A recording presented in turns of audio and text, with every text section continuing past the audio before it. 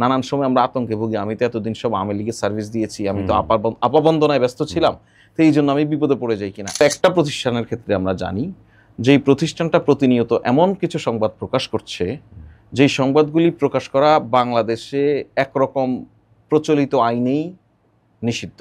আচ্ছা, তারা চায় এই সংবাদ প্রকাশ করার মধ্য দিয়ে সরকার তাদের বিষয়ে কিছু বলুক। এই প্রতিষ্ঠানটি গত 6 মাস থেকে 7 মাস তার সহকর্মীদেরকে বেতন দিচ্ছে না। আচ্ছা, এই পর্যায়ে সরকার যদি কিছু বলে তারা সঙ্গে সঙ্গে প্রতিষ্ঠানটি সরকারের চাপ আছে বলে বন্ধ করে দিবে। প্রধান উপদেষ্টা বলেছেন যে এই সময়ে বাংলাদেশের গণমাধ্যমে কোনো চাপ নেই, সর্বোচ্চ স্বাধীনতা ভোগ করছে। নাহিদ ইসলাম যখন তথ্য উপদেষ্টা, আমি নিজেও তার একটা ব্রিফিংয়ে ছিলাম, উনি বলেছিলেন যে এখন আগের মতো গণমাধ্যমে কোনো ফোন যায় না। উনি স্পেসিফিক বলেছেন যে ডিজিএফআই থেকে কোনো ফোন যায় না। প্রেস সেক্রেটারি শফিকুল আলম তিনিও বলেছেন যে সম্প্রতি যে গণমাধ্যম পুরোপুরি স্বাধীন।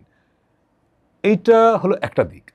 একই সঙ্গে আমরা দেখছি সাম্প্রতিক সময়ে সোশ্যাল মিডিয়ায় অনেকগুলো গ্রুপ, তার মধ্যে কোনো কোনো গ্রুপে কেউ হয়তো একটা পোস্ট দিল, সেই পোস্টের পরিপ্রেক্ষিতে একাধিক টিভি চ্যানেল তার কর্মীদের চাকরিচ্যুত করেছে।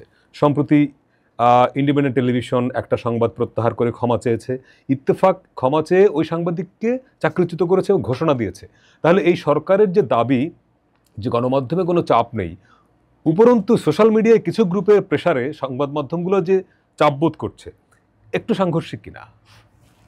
ওকে, প্রথম কথা হচ্ছে, দেখুন, ইত্তেফাক তার একজন সংবাদকর্মীকে চাকরিচ্যুত করেছে, পুনর্বহাল করেছে। হ্যাঁ, আচ্ছা, পুনর্বহাল করেছে কোনো একটা সংবাদের ভিত্তিতে। কোনো একটা, এটা সরকারের সঙ্গে কি ওই সংবাদের কোনো সম্পর্ক আছে? নেই। আমি বিস্তারিত জেনে বলছি আপনাকে, নেই, সরকারের কোনো ইস্যু নয়। একই সঙ্গে ইন্ডিপেন্ডেন্ট টেলিভিশন তারা একটা বলেছে ভুল করেছে, ক্ষমা চেয়েছে। এখন আমরা এই ক্ষমা চাওয়াটাকে কি কোনো কারণে চাপ দেখছি কিনা কোনো জায়গা থেকে, সেটাও কিন্তু কোনো সরকারের বিষয় না, সে বিষয়ে আমি অবগত। ইন্ডিপেন্ডেন্ট টেলিভিশনের যেই সংবাদ প্রকাশ হয়েছে এবং যেটা তারা প্রত্যাহার করে নিয়েছে, প্রত্যাহার করে সংবাদ প্রকাশ হওয়া, প্রত্যাহার করা এবং দুঃখ প্রকাশ করা আইডিয়াল জার্নালিজমে এগুলি কোনো খারাপ প্র্যাকটিস না। আমাদের এখানে আমরা অভ্যস্ত নই। হ্যাঁ, কিন্তু কথা হচ্ছে যে এই আইডিয়াল জার্নালিজমের প্র্যাকটিসটা করতে গিয়ে আপনি অন্য কোনো প্রেশারটাকে গোপন করছেন কিনা সেটা আমি জানি না, আপনিও জানেন না। সুতরাং যদি কোনো প্রেশার তাদের থেকে থাকে, প্রথম কথা আমি আপনাকে এতটুকু নিশ্চিত করছি, এই কোনো একটিতেও সরকারের দিক থেকে কোনো প্রেশার নেই। এখন তারা যদি কোনো রাজনৈতিক দলের প্রেশার বা অন্য কোনো এক্সটার্নাল প্রেশারে তারা ভুগে থাকেন, যেটা হচ্ছে নানান কারণে আমাদের গণমাধ্যমকে আমরা এত পলিটিসাইজ করে ফেলেছি, এখন নানান সময় আমরা আতঙ্কে ভুগি। আমি তো এতদিন সব আওয়ামী লীগের সার্ভিস দিয়েছি, আমি তো আপাবন্দনায় ব্যস্ত ছিলাম, তো এই জন্য আমি বিপদে পড়ে যাই কিনা, এটা সে করছে কিনা আমি জানি। আচ্ছা, গেল। এখন আপনি বলেন যে সরকার বলছে হস্তক্ষেপ নাই। কোন প্রতিষ্ঠান যদি তার ইন্টারনাল অ্যাক্টিভিটিস করতে চায়, সরকার আমি বলেছি যে ইন্ডিপেন্ডেন্ট টেলিভিশন আমরা হস্তক্ষেপ করি না, তারপর আপনি কেন এই কাজ করলেন, আপনি এটা করার কারণে তো এখন মনে হবে আমি হস্তক্ষেপ করি, তাড়াতাড়ি আপনি উঠে দেন, এটা চাপ না? রাইট। আমার নিজেকে, আমি যেটা আগে বলছিলাম, এই সরকারের অহেতুক কোনো জনপ্রিয়তার প্রয়োজন নেই। সরকার নিজেকে, আমরা কি পারতাম না দীপ্ত টেলিভিশন যখন বলেছে যে সংবাদ প্রকাশ করবে না তারা, আমরা ফোন করে বলতে পারতাম না ভাই আপনারা কেন সংবাদ প্রকাশ, মানুষ তো মনে করবে যেটা আমরা বন্ধ করে দিই, তাড়াতাড়ি চালু করেন, করতে পারতাম কিনা বলেন? একটা টেলিভিশন, আপনি তো টেলিভিশনের মানুষ, একটা টেলিভিশন নিউজ চ্যানেল সে কি কোনো ধরনের সরকারকে অবগত না করে তার লাইসেন্সের শর্ত না মেনে সংবাদ বন্ধ করে দিতে পারে? পারে না।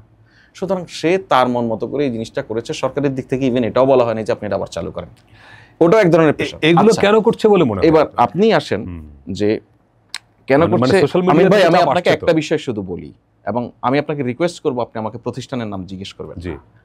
আমরা অন্তত একটা প্রতিষ্ঠানের ক্ষেত্রে আমরা জানি যে এই প্রতিষ্ঠানটা প্রতিনিয়ত এমন কিছু সংবাদ প্রকাশ করছে যেই সংবাদগুলি প্রকাশ করা বাংলাদেশে একরকম প্রচলিত আইনেই নিষিদ্ধ। আচ্ছা, তারা চায় এই সংবাদ প্রকাশ করার মধ্য দিয়ে সরকার তাদের বিষয়ে কিছু বলুক। এই প্রতিষ্ঠানটি গত 6 মাস থেকে 7 মাস তার সহকর্মীদেরকে বেতন দিচ্ছে না।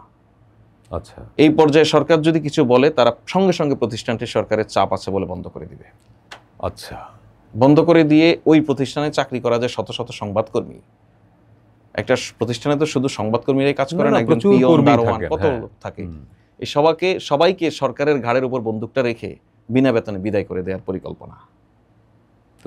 আপনাকে আমি বুঝাতে পেরেছি? সুতরাং সরকারের এইটুকু সংবাদপত্র না পত্রিকা, সরকারের গণতান্ত্রিক সংবাদপত্র না টেলিভিশন, সরকারের গণতান্ত্রিক আচরণ নিশ্চিত করার প্রয়াস, গণমাধ্যমকে মুক্ত রাখার প্রয়াস, এই প্রয়াসটা আমরা ঠিক কোন জায়গায় এসে করছি? আমরা কমপ্লিটলি একটি ফেসিবাদী অবস্থা থেকে বেরোয় এসে ইমিডিয়েট আমরা প্রচন্ড গরম একটা পরিস্থিতি, ঠান্ডা একটা এসি রুমের থেকে বের হয়ে যেরকম গরমে গেলেই একটা আমাদের গায়ে একটা ধাক্কা লাগে। ঝলকানি লাগে না? সরকারটা একটা ফেসিবাদী শাসন ব্যবস্থা থেকে বের হয়ে যখন কমপ্লিটলি একটা ডেমোক্রেটিক শাসন এখানে নিশ্চিত করার চেষ্টা করছে, মুক্ত গণমাধ্যম নিশ্চিত করার চেষ্টা করছে, তখন ওই যে ধাক্কাটা লাগছে, এটা কার গায়ে লাগছে? এটা সরকারের গায়ে লাগছে। দ্যাটস ওয়াই আপনি দেখুন, আপনি বলছেন যে ফেসবুকে স্ট্যাটাস দেওয়ার ফলে কয়েকটা প্রতিষ্ঠান তার সংবাদকর্মীদের চাকরিচ্যুত করেছে। ওই সংবাদ প্রতিষ্ঠানগুলির মধ্যে আমি এমন প্রতিষ্ঠানের নাম বলতে পারবো যার বিষয়ে আপনি পার্টিকুলার একটা প্রেস কনফারেন্স, যেটা নিয়ে সরকার ওই প্রেস কনফারেন্সে যা জবাব দিয়েছে তারপরে একটি ফোনও কোথাও করেনি, সেই প্রেস কনফারেন্সে ছিল না এরকম লোকের চাকরি ওই উসিলায় খেয়ে দিয়েছে প্রতিষ্ঠান। আমরা ইমিডিয়েটলি আমরা সরকারের সমালোচনা শুরু করলাম না জেনে, কারণ আমি আবারও বলছি এটা খুব একটা দোষ দিই না, কারণ আইডিয়ালি আমরা এই জিনিসই দেখে আসছি যে সরকারই এই সমস্ত ক্ষেত্রে কাজ করে থাকে। ফেসবুকে বা সোশ্যাল মিডিয়ায় যারা, আমি আপনাকে বলছি, ফেসবুক, সোশ্যাল মিডিয়া সহ নানান ইউটিউবে নানান জায়গায় হুমকি দিয়ে এরা কি বাংলাদেশের গণমাধ্যম প্রতিষ্ঠান ঘেরাও হয় নাই? 5 আগস্টের পর জিয়াফত হয় নাই? হয়েছে, প্রতিষ্ঠানগুলি বন্ধ হয়ে গেছে, কোন সহকর্মীর চাকরি গেছে ওখানে, সরকার সুরক্ষা দেয়নি? দিয়েছে কিনা? তার মানে যারা জিয়াফত করে, সোশ্যাল মিডিয়ায় মব করে, তারা মনে করে অনেকেই হয়তো যে তারা হয়তো সরকারের অংশ, এরকম একটা ধারণা আছে। দেশের সব নাগরিকই সরকারের অংশ, সেই হিসেবে মনে করাটা অপরাধ না। সবাই গণপ্রজাতন্ত্রী বাংলাদেশ সরকারের নাগরিক।